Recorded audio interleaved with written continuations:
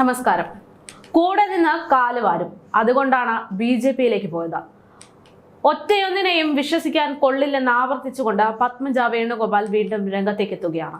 തന്നെ ഉപദ്രവിച്ചത് പ്രതാപനും വിൻസെന്റും തന്നെയാണെന്ന് പത്മജ വെളിപ്പെടുത്തുന്നു. തൃശൂരിലെ കോൺഗ്രസുകാരിൽ ചിലരുടെ സ്വഭാവത്തെക്കുറിച്ച് മുമ്പ് താൻ പറഞ്ഞിട്ടുണ്ട്. അവിടെ എത്തുമ്പോൾ മുരളിയേട്ടന് അക്കാര്യം മനസ്സിലാകുമെന്ന് പത്മജ പറഞ്ഞിട്ടുണ്ടെന്ന് അവർ അവകാശപ്പെടുന്നു. പ്രതാപനും വിൻസെന്റും പിന്നെ അവരുടെ ഒരു കോക്കസും. അവിടെ വേറെ ആര് വന്നാലും അവർ സമ്മതിക്കില്ല.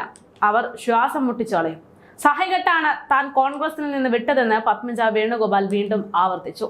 മുരളി മന്ദിരത്തിൽ തനിക്കും മുരളിയേട്ടനും അവകാശം ഒരേപോലെയാണെന്നും അച്ഛൻ തനിക്ക് എഴുതി തന്ന വീടാണതെന്നും അവിടെ തന്നെ കാണാൻ ആര് വരണമെന്നത് പറയേണ്ടത് താനാണെന്നും BJP-യിലേക്ക് പോകുന്ന കാര്യം മുമ്പേ പറഞ്ഞില്ല എന്നത് സത്യമാണെന്നും പത്മജ വീണ്ടും ആവർത്തിക്കുകയാണ്. കോൺഗ്രസിലെ ചിലർ കാലുവാരുന്ന വിഷയത്തെക്കുറിച്ച് ഫേസ്ബുക്കിലൂടെയാണ് പത്മജ വേണുഗോപാൽ വിവരങ്ങൾ പങ്കുവച്ചിരിക്കുന്നത്. ലോക്സഭാ തെരഞ്ഞെടുപ്പ് പ്രവർത്തനങ്ങളിൽ വീഴ്ചയുണ്ടെന്ന തൃശൂരിലെ UDF സ്ഥാനാർത്ഥിയായിരുന്ന പത്മജയുടെ സഹോദരനായ K മുരളീധരന്റെ വിമർശനത്തിന് പിന്നാലെയാണ് ജില്ലയിലെ കോൺഗ്രസ് നേതാക്കൾക്കെതിരെ പത്മജ വീണ്ടും രംഗത്തെത്തിയതെന്നതാണ് ശ്രദ്ധേയം. തൃശൂരിൽ കോൺഗ്രസ് നേതാക്കൾ കൂടെ നിന്ന് ചതിക്കുന്നവരാണെന്ന് പത്മജ ഫേസ്ബുക്കിൽ കുറിക്കുകയുണ്ടായി. TN പ്രതാപൻ, MP വിൻസെന്റ് എന്നിവരുടെ പേര് പറഞ്ഞാണ് വിമർശനം. ഞാൻ പറഞ്ഞത് എങ്ങനെ ഇരിക്കുന്നു? കൂടെ നടന്ന് ചതിക്കുന്നവരാണ് തൃശൂരിലെ കോൺഗ്രസ് നേതാക്കളായ TN പ്രതാപൻ, MP വിൻസെന്റ് എന്നിവർ. കാരണം ഇവർ സയാമിസ് ഇരട്ടകളാണ്. ഇത്തരം ചതിയന്മാർക്കെതിരെ പാർട്ടിയിൽ പരാതി കൊടുത്താലോ? ആ പരാതി എന്തെന്ന് പോലും വായിക്കാതെ ചവിട്ടി കൊട്ടയിലെറിയുന്നതാണ് ശീലം.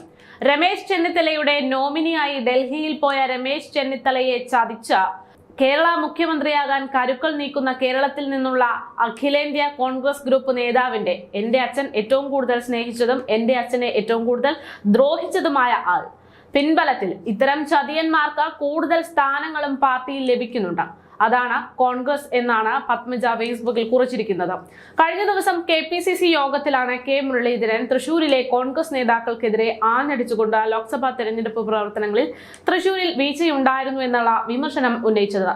തൃശൂരിലെ മുതിർന്ന നേതാക്കളായ മുൻ MP TN പ്രതാപനെയും DCCC അധ്യക്ഷൻ ജോസ് വെള്ളൂരിനെയും മുരളീധരൻ പേരെടുത്ത് പറഞ്ഞ് യോഗത്തിൽ വിമർശിക്കുകയുണ്ടായിരുന്നു.